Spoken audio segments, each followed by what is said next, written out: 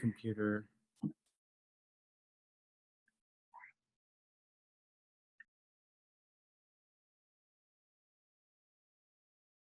Hello, everyone. This is Cynthia Valencia with the ACLU of Southern California. Thank you so much for participating in this webinar today. I know it was very last minute, but we have a really important action coming up, and we're very excited to share what we're going to be doing.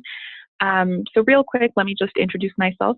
My name is Cynthia Valencia, and I'm the Volunteer Engagement Coordinator for the ACLU of Southern California. And I'm here with my colleague, Luis. Luis, if you want to introduce yourself real quick. Hey, everybody. This is Luis Nolasco. I'm a community engagement and policy advocate working from our our Inland Empire office.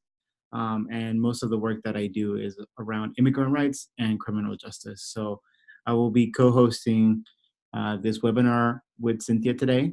I'm happy to be here and share this great information with you all tonight. Great, thank you, Luis. So what this presentation is about, so it is about people's rights on public transportation, but also on other sort of transit such as Greyhound or Amtrak. So the agenda, we're going to go over the background of why we're pursuing these actions, what has been occurring in many states, specifically border states, and then we're going to talk about the rights, what rights people have when they're on these modes of transportation, how you can take action in your communities, and how you can organize events, and then we're going to provide you with resources. So we're going to go through the presentation, and then feel free to ask questions afterwards. There'll be an opportunity for people to speak. So first, Luis is going to go through the background of what's been occurring and why these actions is so important right now. Yeah, thank you, Cynthia, for that.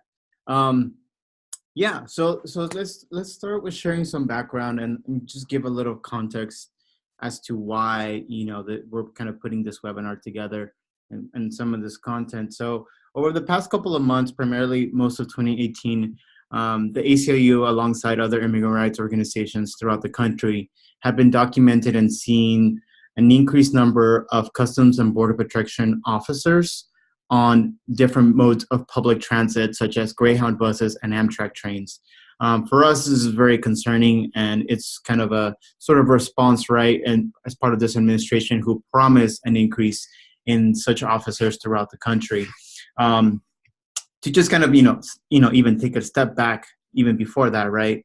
What's the difference between ICE and CBP, or who we call Customs and Border Protection? Often we use the interchange for immigration agents very often.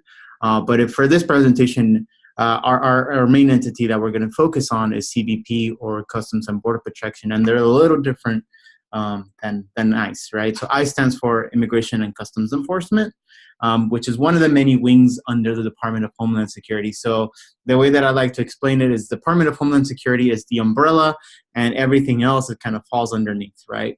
CBP, their primary duty is the enforcement of our country's immigration law along the quote-unquote border. We say it in quote because for CBP and Department of Homeland Security, the border is any region 100 miles inland from any point of entry. So that includes like ports and like the physical border. So, it's usually the borders, we think more of like the physical one, right? Canada and Mexico. But their definition actually includes any port of entry. So seaports, pretty much all of the West Coast, all of the East Coast, that can be considered a border for this agency. So for us, it's very concerning. Particularly in California, this border region is about 85% of the population. So majority of California's population is focused along the coast. Los Angeles, San Francisco, and a lot of the cities up and down the state are 100 miles within. And so for us, that's very concerning. And, the example that we like to give to help people kind of paint the picture is Florida.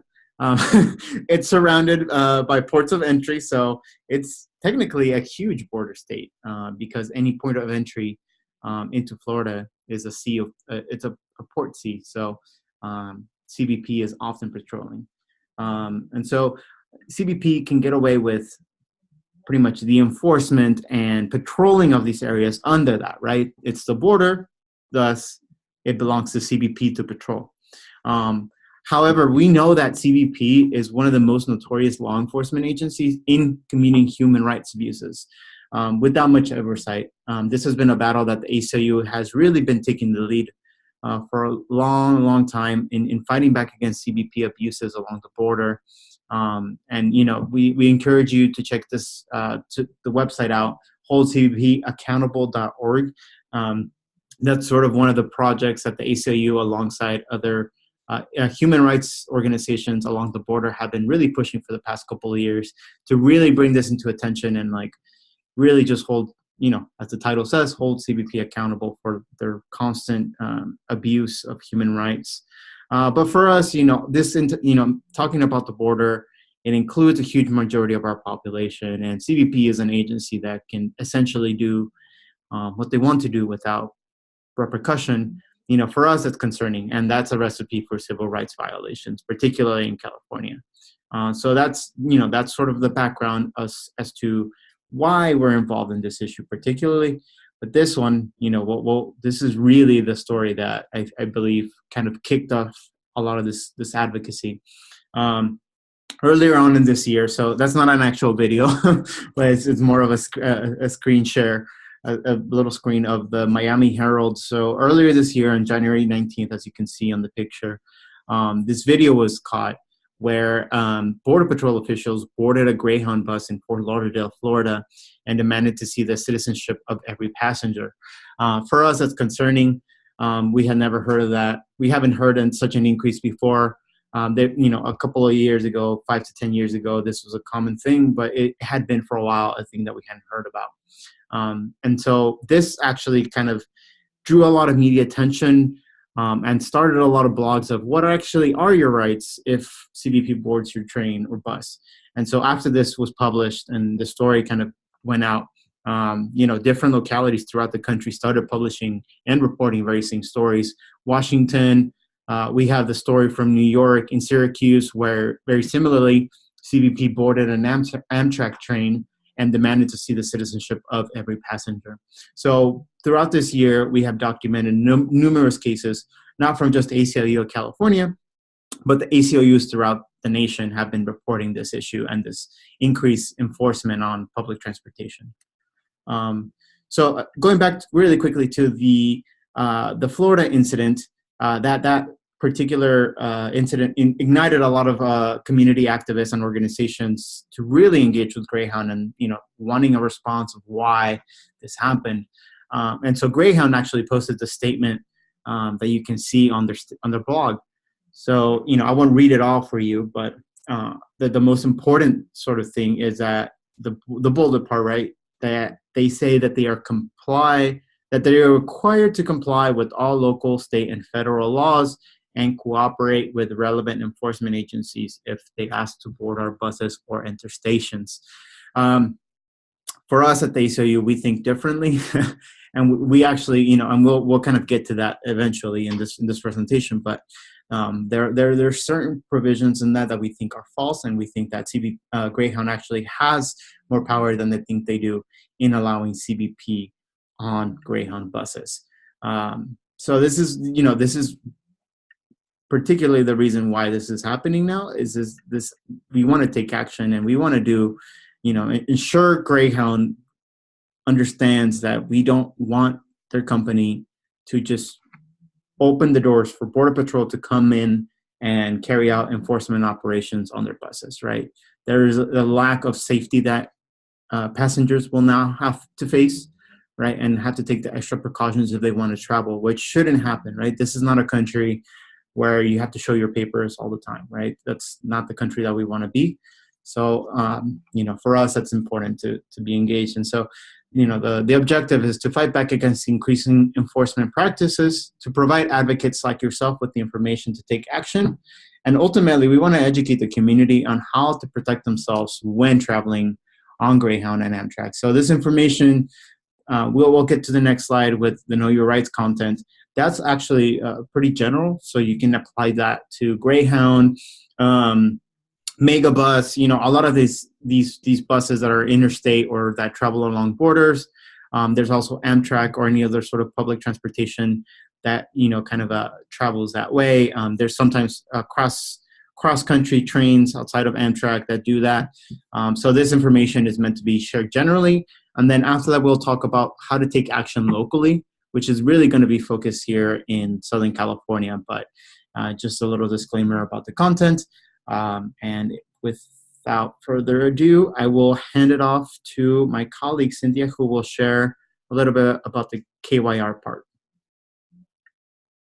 Thanks, Lisa. So as was saying, this is general information. We're specifically discussing Greyhound because of the recent activity on Greyhound. This can be applied to any sort of transit. And the most important thing that we want everyone to remember is that if immigration agents board your bus, you can remain silent and you are not required to answer any questions about your immigration status and refuse to do so. It is important to find out what law enforcement agency is on the bus. Sometimes ICE does not identify themselves as ICE. They identify themselves as police, it just says police on their vests. But if the questions start leading to immigration status, or we always encourage people to ask who the officer is, that is, or what law enforcement agency the person belongs to if they start questioning them, and also ask, why are you being questioned and why are they stopping you? So that's always important to remember. And if a person does not have lawful immigration status in the U.S., never answer any questions about your immigration status. If a person has valid immigration papers, we do recommend that if you have them with you, or if they have it with them, to provide it to avoid arrest or any sort of detention. But if someone has documents that are not real documents, to never ever provide those. And this goes for anyone, but you can refuse a search of your belongings. And we always tell folks to say, I do not consent to a search of my belongings. So while we're saying this, about people who might be undocumented, this applies to everyone. So that's what we encourage people to do. And then for the next slide, so to continue along that line, you do have the right to record immigration agents. You actually have the right to record any law enforcement agents. We have something called the Mobile Justice app, and it's free on Google Store and the Apple Store. The app lets you record any encounters that you're having with law enforcement, and it'll send it directly to us. So if they take it from you, so if you're using the app and you start recording, but say the law enforcement agent takes it from you or shoves you or something so it falls to the ground, when you stop recording, it'll send it to us or to our offices, so we'll be able to review that. And if there's a search going on, tell your fellow passengers that they have rights, that they do not have to answer the questions, that they have the right to record the interaction, and just to be aware of those rights. And most importantly, we just want, if you see some sort of activity, please report that to our office. So if you see immigration agents on a bus or a train or at a station asking people about their immigration status, please give us a call. The phone number that is written on the slide, 909-291-4739. Please let us know so we can further investigate and see what's going on, because they shouldn't be doing that. And we're going to go more into or as we've mentioned before, that Greyhound does not have to comply with that. They do not have to let people on their bus. So we just want to make sure that that they're following the law and that the passengers know the law. If the bus driver is not aware of the law. Yeah, and actually, to add something really quickly, for you all to just kind of put it into context why, both this slide and both of these slides of knowing your rights are super important, is that these are your constitutional rights, right? So the Constitution guarantees rights to all individuals, regardless of your immigration status. And the importance of exerting your right is that in the case that, for example, a CBP agent or an ICE agent actually don't respect your rights, technically whatever sort of content and information they use from that, for example, the refusing your search to your belongings, I don't consent to a search, and you say it loudly, and ICE or CBP, regardless, they continue to search your belongings, and that's where they find your passport from your home country.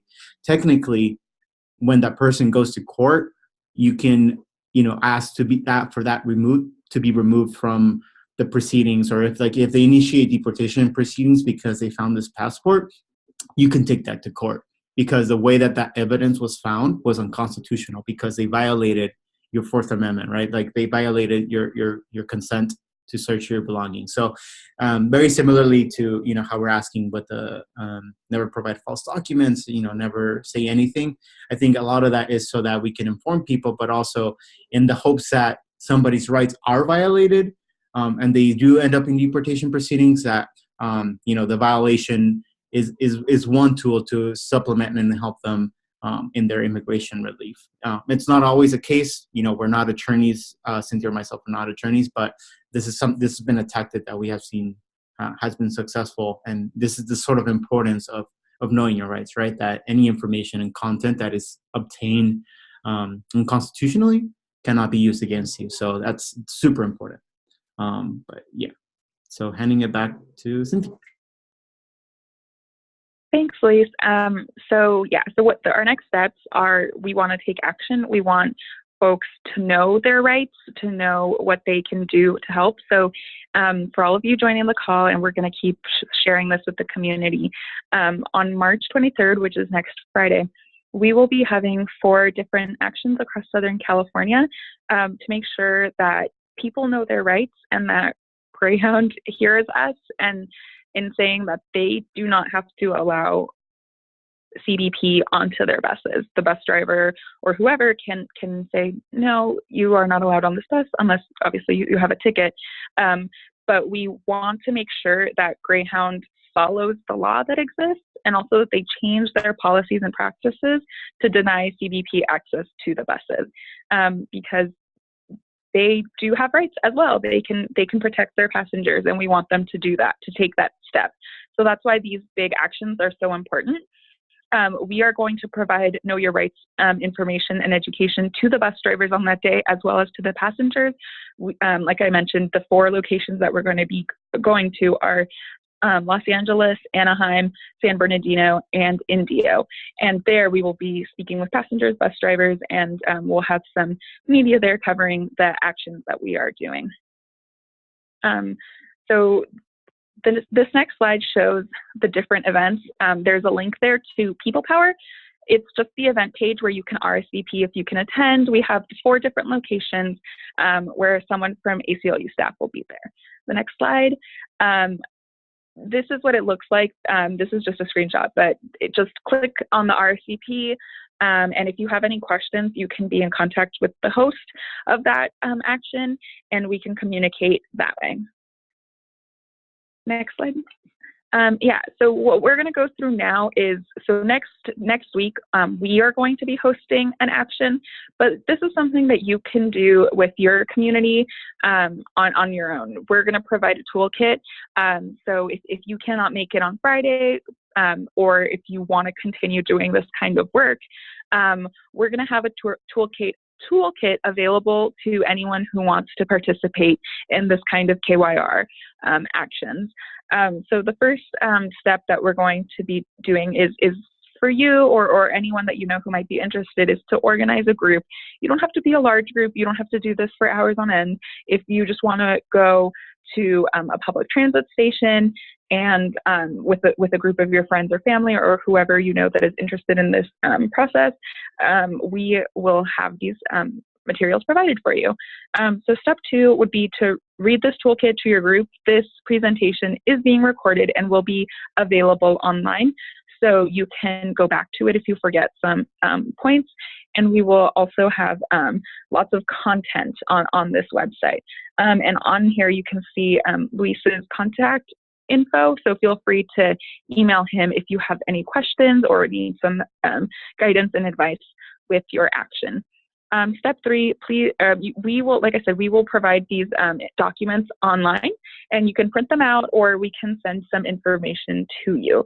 Step 4, it's very important, look at the bus schedules on Greyhound website or call them, just so that when you go to your event, that there will actually be people there.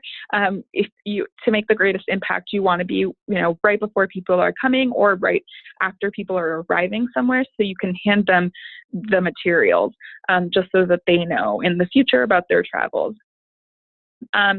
And also make sure to use your station as the starting point, and select a destination that might go through a border zone. That was just a tip that we wanted to include, because if you're going somewhere that's not a border zone, I mean, it's still important and everyone should know their rights, but we just want to make sure that we have the biggest impact on the most vulnerable communities. And then to step 5, so People Power is a platform that anyone can use to set up events.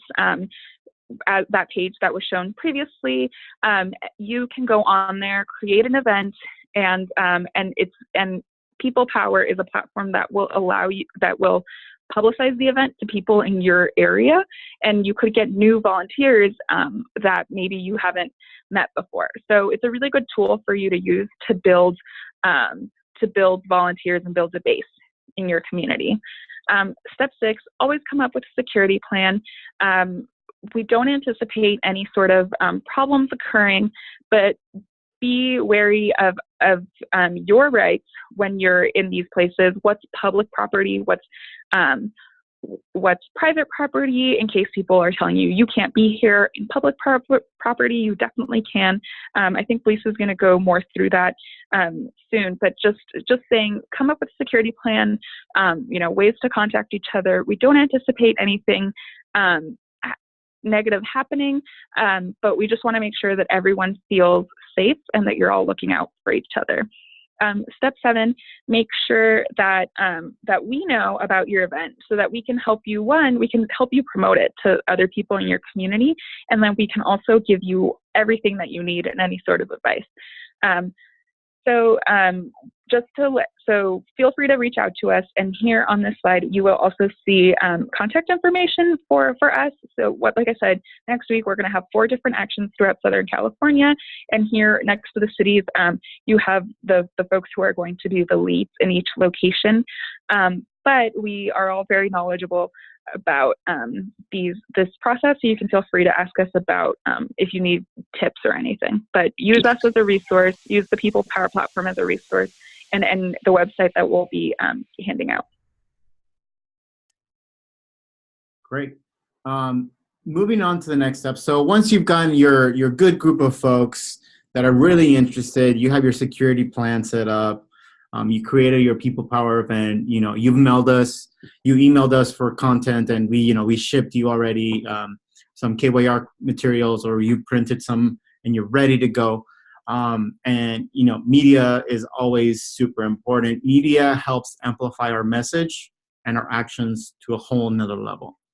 In this toolkit that we're going to publish on our website on the 23rd, you will find out some talking points that you can use if you've never engaged with media. But we encourage everybody that before you want to reach out to reporters, just check in with us. We do have a comms department that may be able to support you, or may provide some talking points or how to engage with media, sort of 101 and best practices. So if you've never done that, don't worry. You don't have to. If you do want to do media, check in with us. We can help out. Kind of just show you some best practices of what we've done in the past, and always have a designated person. So especially when there's big crowds and there's a lot going on, media has a tendency to just kind of go to the nearest person and ask them, like, hey, what's happening here?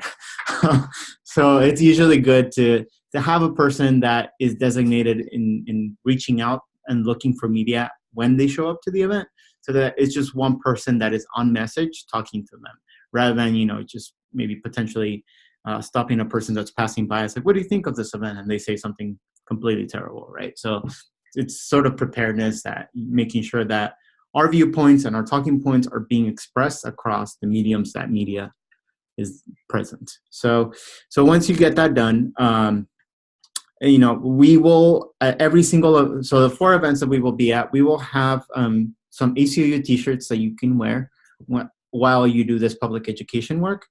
So we will all have the same sort of blue ACLU t-shirts. But it's always, if you're not able to make it to one of these events, it's always good to have some sort of color coordination that, can distinguish your groups from just regular citizens, just regular folks that you're there for a purpose. But, I think that it's optional. Bring the table. A lot of folks don't have portable tables. We included that in there because it could make the sort of distribution and placement of materials a lot easier. But the sort of biggest takeaway with step 9 is making sure that the space that you're on is public. So Greyhound, especially if it's private property, they can kind of adhere to the sort of rules that they want because it is their property, right? So just kind of, if you're not really sure whether it's private or public, the best bet is to just stay on the sidewalk. The sidewalks are public property, and therefore they cannot tell you to get off the sidewalk. So that's a sort of like best practice is if you're not sure technically where the bus station or the train station is, if it's private or usually if it's government owned, it's public property, but it's not always the case. There's a lot of trickiness to it. So if you have a more specific question about a certain place, again, contact us. We can potentially look into it. But other than that, I think it's just usually safe bet. The public sidewalk are the place to go. And you can still engage with folks. Usually they won't tell you right away to get off the property. They'll usually give you like a warning, especially if they see something that they don't like, which in this case, it might be the case, right? Because we're essentially, distributing information about Greyhound's abusive practices of letting CBP on board. So they may be angry and they may ask you to get off their property, which is, that's accurate. They can do that. But they cannot tell you to get off the sidewalk. So, making sure to know that is super important. Going on to step 9, how to engage with community. So as we mentioned, the toolkit and this webinar will have the sample for you. So if you've never done this, the way that I like to kind of explain scripts is, this is sort of a sample, but it always helps to add your sort of personal pizzazz to them, take some words out, add some things in.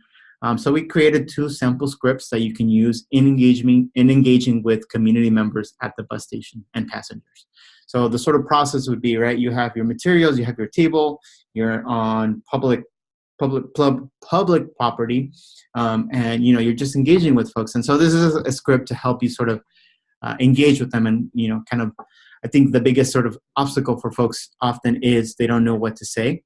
So this is sort of a sample script that you can use to modify your own script if you want to use that. Or if you're, just a total people person and you have no problem with engaging with folks, then, go for it. As long as you're getting across that the main purpose of our presence is sharing know your rights information about Border Patrol on public transportation. You can adapt this as you wish. And so we included both English and Spanish, given that a lot of the sort of CBP presence and a lot of the reports have come from the southern border end, where there is a significant amount of Spanish speakers that use Greyhound. So that's the reason we included Spanish.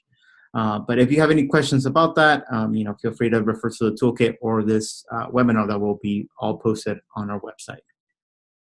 So when you kind of continue engaging this, so step 11 is sort of the optional, optional step.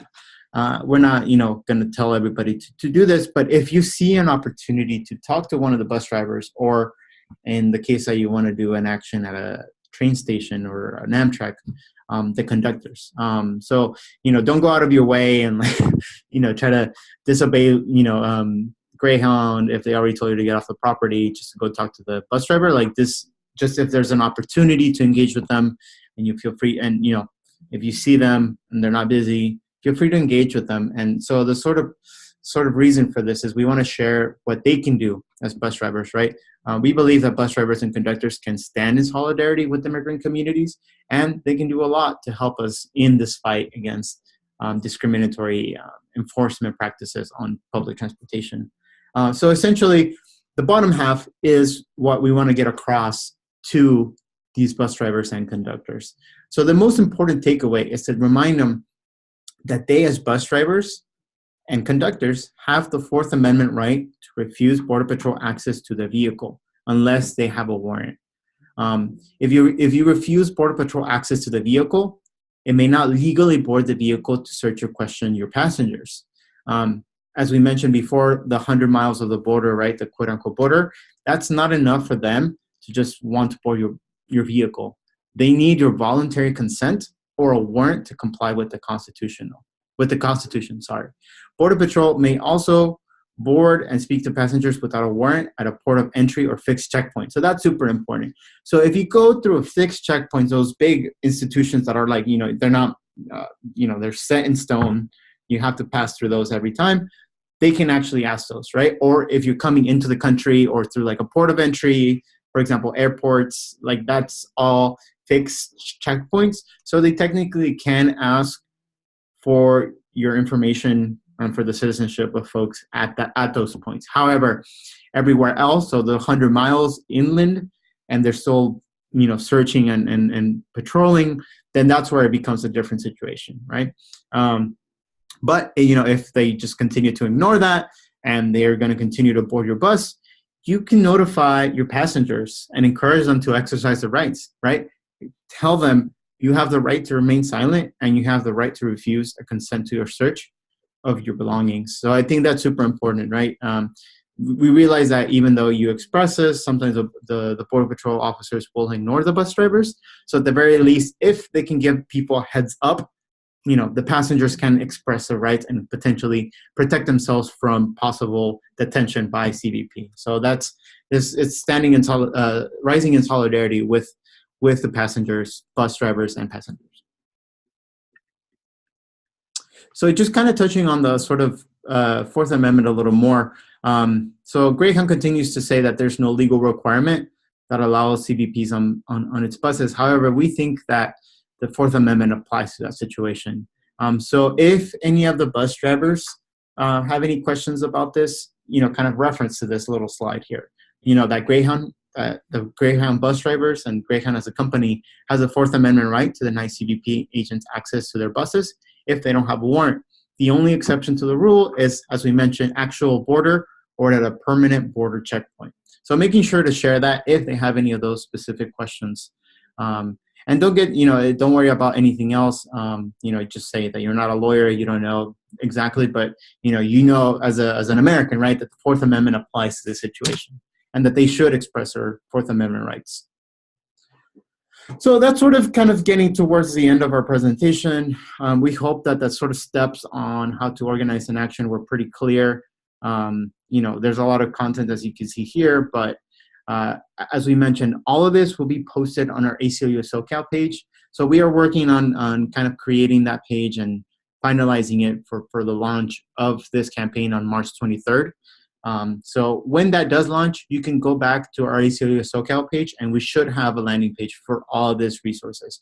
So some of the things that we'll have on there is one, this recording, a recording of this webinar.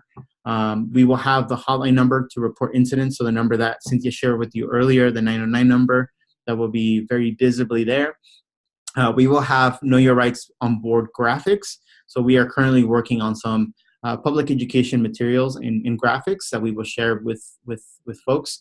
So those should be posted in English and in Spanish on our website. And this famous toolkit that we keep referencing to in this presentation will be posted in its full content on the website alongside a social media toolkit. The sort of other asks that we're asking for folks is, while you're at these stations, is also to tweet, Facebook, Instagram, whatever other social media you have. We'll have some samples that you can share on your platforms so that you can kind of amplify this message of what we want to do and this sort of change that we're trying to get across from Greyhound to change their policies on allowing CBP So all of that will go live on the 23rd. But before then, as we mentioned, here is our contact information for any of the sort of things, particularly around the 23rd. We really encourage you to kind of participate in one of these actions so you can get a good feel of how we've been doing some of these actions. That way, if you want to, go to your community and kind of do these later, that's hopefully the hope here is that we can provide you with the tools necessary so that you can do this on your own with your own community at the times that you want, that you feel are more appropriate, at the stations and at the means of transit that you think are most important. So with that, I think we want to pretty much open the space up if there's any sort of questions about any of the content or anything that we covered at this webinar here today. There should be a raise your hand function through Zoom. And so, yeah, thank you. So I will unmute you so that you can ask your question. Let me see. How do you know how to, can you talk? Is that available? Let me see. You're not muted. Yeah, I think so. Hello? Can you hear us, Kay? Let me see.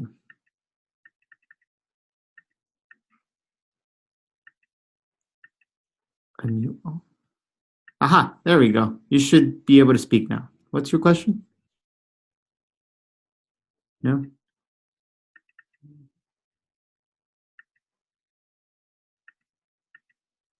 Okay. That didn't work out. Uh-oh. Technical difficulties. All right. Well, until we get that figured out, feel free to email us, Kay. Sorry about that. We're new to this technology, but thank you all for joining this webinar. Oh, wait, hold on. Hello, Kay. Do you have a question? You should be, there we go. Sorry about that. You should be able to speak now. Do you have, what's your question?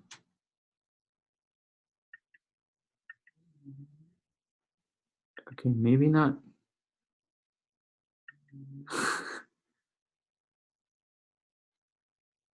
Hello?